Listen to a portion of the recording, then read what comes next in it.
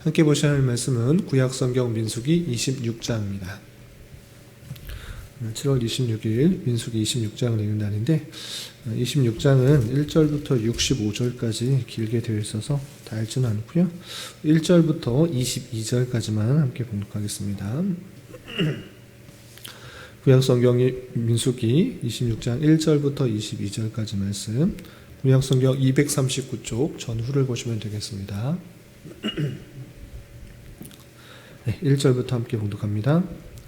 연병 후에 여호와께서 모세와 제사장 아론의 아들 엘르아살에게 말씀하여 이르시되 이스라엘 자손의 온 회중의 총수를 그들의 조상의 가문을 따라 조사하되 이스라엘 중에 20세 이상으로 능히 전쟁에 나갈 만한 모든 자를 계수하라 하시니 모세와 제사장 엘르아살이 여리고 맞은편 요단가 모압 평지에서 그들에게 전하여 이르되 여호와께서 애굽 땅에서 나온 모세와 이스라엘 자손에게 명령하신 대로 너희는 20세 이상 된 자를 계수하라 하니라.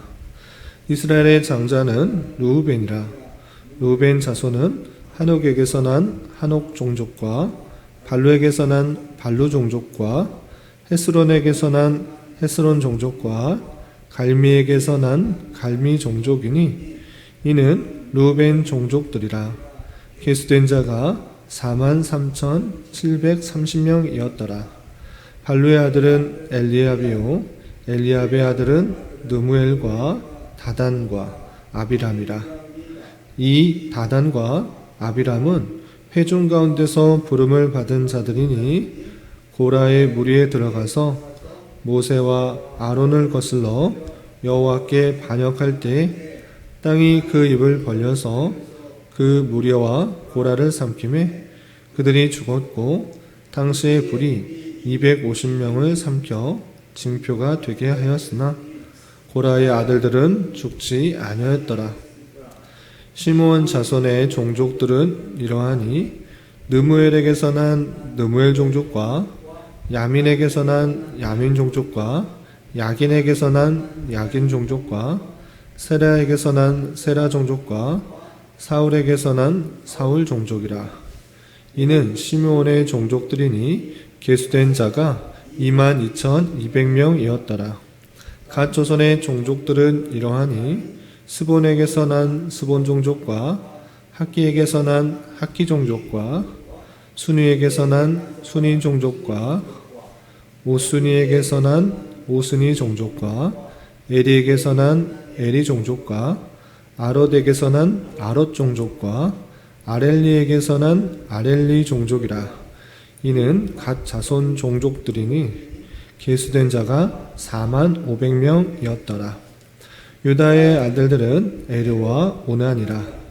이 에르와 오난은 가나안 땅에서 죽었고 유다 자손의 종족들은 이러하니 셀라에게서 난 셀라 종족과 베레스에게서 난 베레스 종족과 세라에게서 난 세라 종족이며 또 베레스 장소는 이러하니 헤스론에게서 난 헤스로 종족과 하물에게서 난 하물 종족이라. 이는 유다 종족들이니 계수된 자가 76,500명이었더라. 아멘. 예, 감사합니다. 오늘 말씀의 본문은 민수기 26장입니다. 우리가 어제 살펴보았던 민수기 25장에서는 이스라엘 백성들이 계속적인 그런 범죄 속에서 하나님의 진노를 받는 장면을 또 살펴볼 수 있었습니다. 하나님께서 그들의 백성들을 얼마나 사랑하시는지를 발람을 통해서 알려주었음에도 불구하고 그들은 그 발람의 꾀에 빠져서 미디안 종족 또 모압 종족의 여인들과 음행하고 또 우상을 섬김으로 말미암아 그곳에서 24,000명이나 연병으로 인해서 죽는 일들을 살펴볼 수 있었습니다. 그리고 나서 하나님께서 또 어떤 명령을 내리시는가라고 할 때 26장에서 다시 한번 이스라엘 백성들에게 인구를 조사하라는 그 명령을 하시는 것을 볼 수 있습니다. 그러면 인구 조사를 하는 의미가 무엇인지, 또 인구가 어떻게 또 변화됐는지, 40년이 지난 후 각 종족의 각 지파의 인구는 어떻게 변화됐는지 좀 살펴보면서 이것을 통해서 또 깨달아야 될 것이 무엇인지, 교훈받아야 될 것이 무엇인지 생각해 보는 시간을 갖도록 하겠습니다. 우선 26장 1절에서 보면 연병 후에 여호와께서 모세와 제사장에게 말씀하여 이르시되 되는데, 연병 후라는 것은 우리가 방금 전에 말씀드린 것처럼 25장에서 보면 연병을 통해서 24,000명이나 죽는 일이 있었는데 왜 연병이 일어났는가 라고 했을 때 아무 이유 없이 연병이 일어난 것이 아니라 하나님의 진노의 성격을 띤 그런 연병이었던 것을 볼 수 있습니다. 이스라엘 백성들이 또 모압 여인, 또 미디안 여인과 또 음행하고 또 하나님을 온전히 섬기는 것이 아니라 우상 숭배하는 일이 있었기 때문에 연병이 발생하게 되었고, 26,000명이라는 어마어마한 많은 숫자가 죽게 된 것입니다. 그 이후에 또 모세와 또 제사장 엘르아살에게 명령하신 것입니다. 어떤 명령을 하셨는가? 2절 보시면 이스라엘 자손의 온 회중의 총수를 그들의 조상의 가문을 따라 조사하되 이스라엘 중에 20세 이상으로 능히 전쟁에 나갈 만한 모든 자를 계수하라, 이렇게 말씀하십니다. 이 말씀은 민수기 우리 처음 읽을 때 들었던 그 말씀입니다. 이스라엘 백성들이 가나안 땅에 들어가기 전에 전쟁에 나갈 만한 20세 이상의 수요를 다 조사하라 라고 했는데, 이제 다시 한번 그 숫자를 조사하라 하는 것입니다. 왜 조사하라는가 라고 했을 때, 이미 조사했던 민수기 초반에 조사했던 그 인원들은 이제 40년의 광야의 시간 동안에 하나님의 진노를 받아서 20세 이상 계수된 모든 자가 죽었기 때문에 그들은 들어갈 수가 없는 것입니다. 이제 다시 새로운 세대가 등장하여서 가나안 땅에 들어갈 수 있는 자가 몇 명인지 다시 한번 파악하도록 명령을 하신 것입니다. 그래서 그 명령을 따라서 3절 4절 보시면 각 지파의 종족대로 다 계수하는 그 모습을 볼 수 있습니다. 그리고 5절부터 아주 길게 51절까지 각 지파의 종족에 따라 몇 명인지 일일이 다 계수하는 장면이 기록되어 있습니다. 그 내용을 일일이 다 읽으면 아침 시간이 많이 길므로 읽지 않았는데, 여러분들 갖고 계시는 말씀일기 책자에 보시면 그 내용이 잘 정리되어 있습니다. 제가 그 내용을 읽어드리도록 하겠습니다. 각 계수된 지파들 보면 1차, 2차 그렇게 비교되어서 말씀 책자에 나와 있는데, 우선 2차의 내용들을 보시면 르우벤 자손은 43,730명, 시므온 지파는 22,200명, 갓 지파는 45,000명, 유다 지파는 76,500명, 이사갈 지파는 64,300명, 스불론 지파는 65,000명, 이런 식으로 장자부터 마지막 지파까지 12지파의 내용들을 쭉 설명하고 있는 것을 볼 수 있습니다. 다 읽지는 않았는데요. 여기서 좀 눈여겨볼 것은 1차에 계수된 지파의 수와 2차의 지파에 된 수의 그 비교를 좀 봤으면 좋겠습니다. 많이 늘어난 지파가 있는가 하면 많이 줄어든 지파도 있는 것입니다. 우선 1차 때 가장 많이 계수된 지파는 유다 지파로서 74,600명이었는데 2차도 마찬가지로 가장 많은 지파, 가장 많은 인구를 가진 지파는 유다 지파로 집계되었습니다. 그래서 76,500명이고요. 그리고 가장 많이 줄어든 지파는 어디일까라고 할 때 시므온 지파인 것을 볼 수 있습니다. 1차 개수 때는 59,300명이었는데 2차 개수 때는 22,200명으로 그 수가 약 37,100명이 줄어드는 모습을 볼 수 있습니다. 그래서 하나님의 진노와 또 그 아이들을 많이 낳지 못하는 관계로 22,200명밖에 계수되지 않는 가장 인구가 많이 줄어든 지파로 계수된 것을 볼 수 있습니다. 반면에 처음에는 그렇게 제일 많지는 않았지만 2차 계수 때는 그 인구수가 가장 많이 늘어난 지파도 보이는 것입니다. 그 지파는 어느 지파인가 라고 할 때 7번에 보시면 문하세 지파는 원래 1차 계수 때는 32,200명이었는데 두 번째 계수 때는 52,700명으로 해서 약 25,500명이나 인구가 증가된 것을 볼 수 있습니다. 이렇게 1차와 2차에 개수된 내용들을 총 합해보니 1차 때는 63,550명이 개수되었는데 2차 때는 몇 명이었는가 라고 할 때 거의 비슷합니다. 거의 1차 때는 60만 3,550명이고요.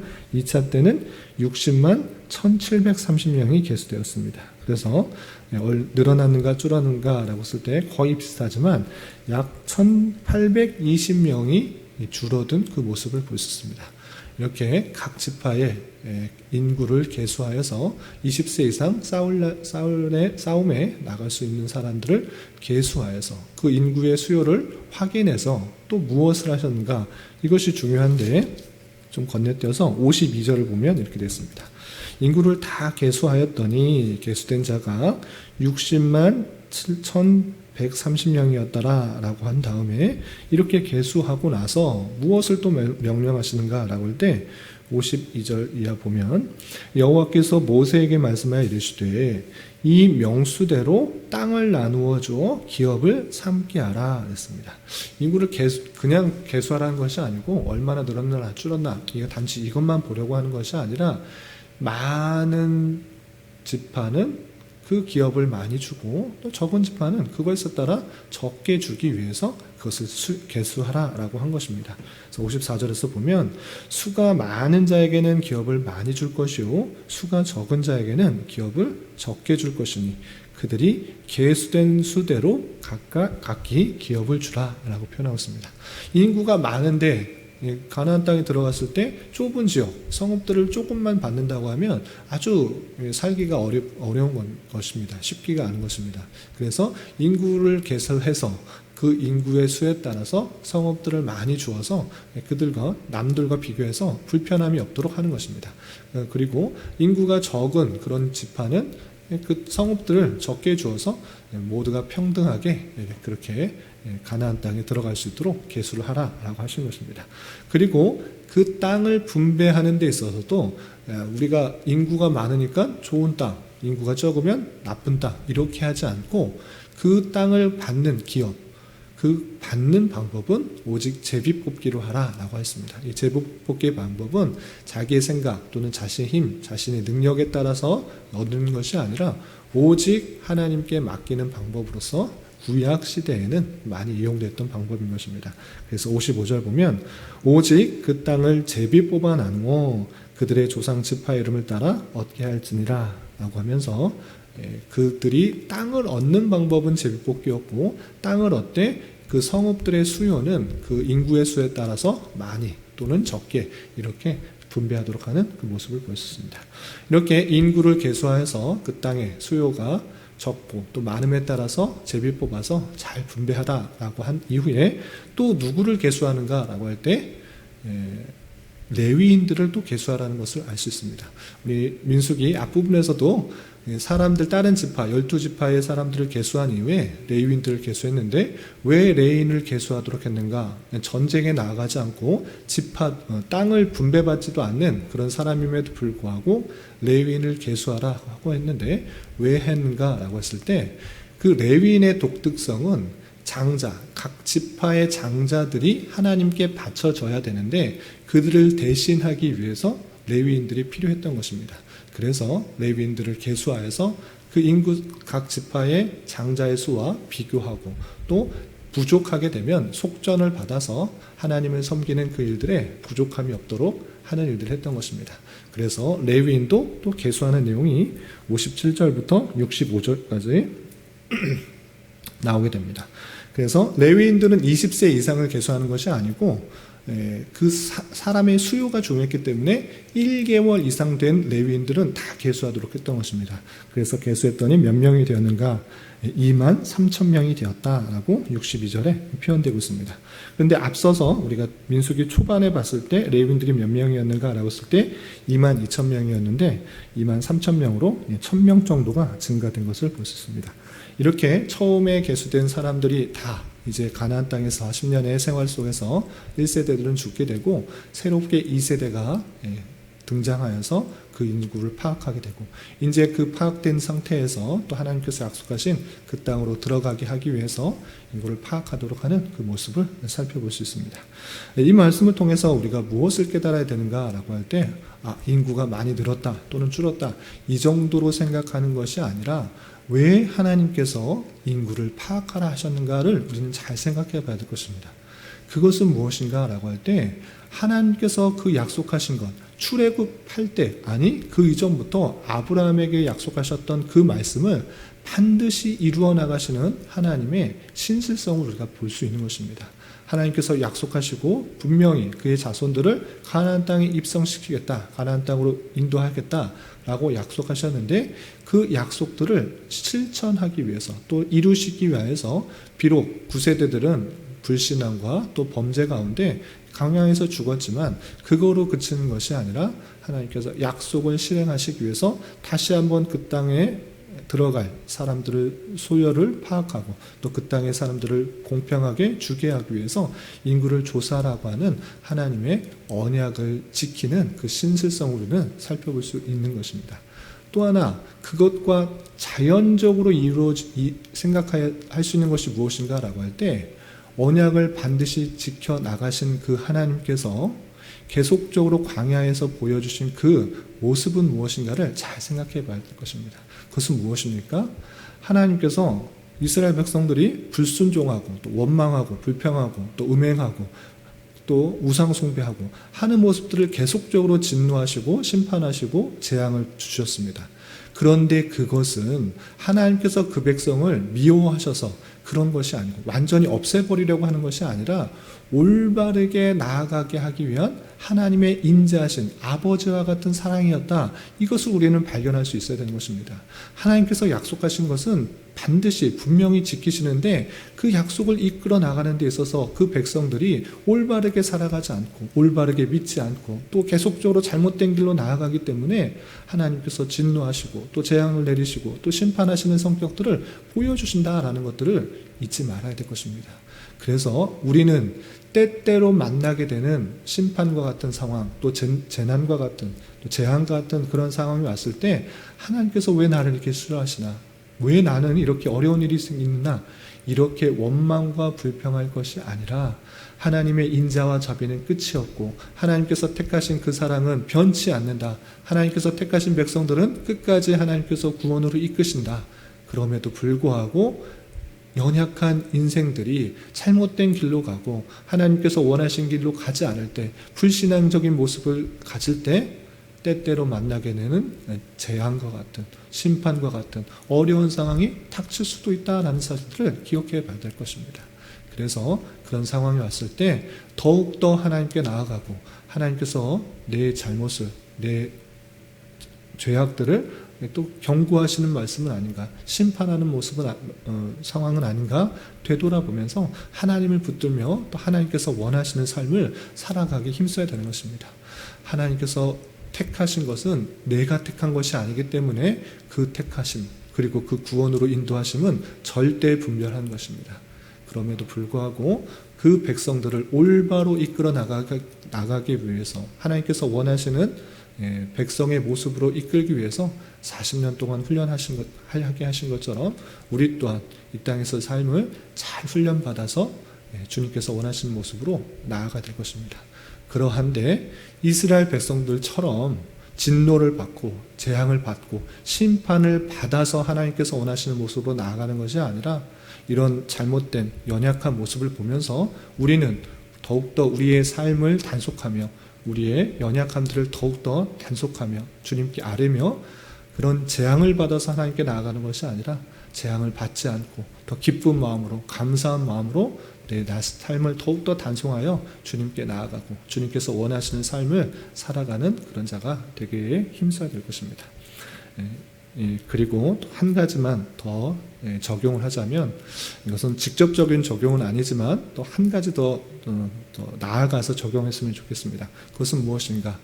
이스라엘 백성들의 계수된 모습을 보면서 어떤 지파는 많이 줄고 어떤 지파는 많이 늘어났습니다.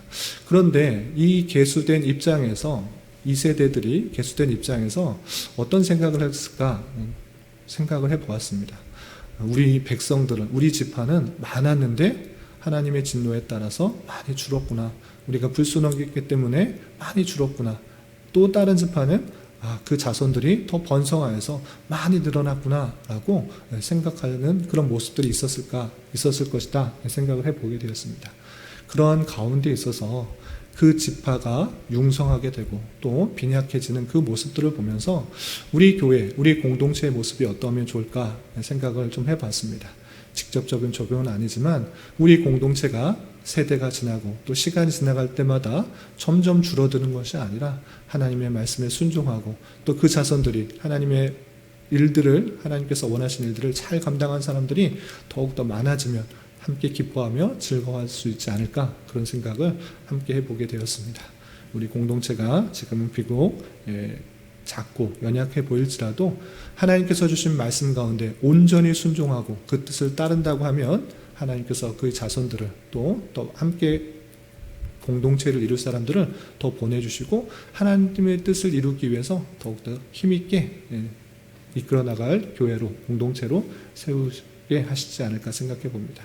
이런 것을 꿈꾸는 교회, 이런 것을 기대하는 공동체가 되어서 우리를 위한 것이 아니라 하나님의 뜻을 이루기에 힘쓰는 공동체가 되고, 그런 사람들이 많이 모여서 하나님께서 원하시는 것들을 힘있게 이루어드리는 그런 공동체가 되기를 함께 꿈꾸고 기대하며 또 기도하는 우리가 되어야 될 것입니다. 이런 은혜가 우리 모두에게 있기를 진심으로 기원합니다. 기도하겠습니다. 하나님 아버지 감사합니다. 오늘 말씀을 통하여 출애굽 2세대들의 인구 조사를 하는 말씀을 대하였습니다.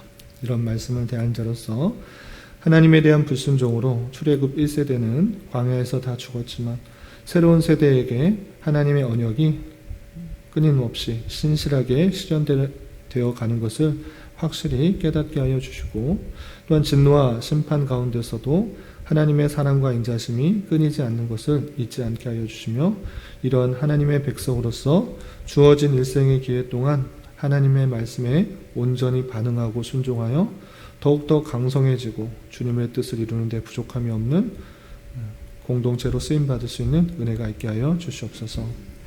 주님 돌아오는 주일에는 전교인 1일 수련회를 하려고 합니다.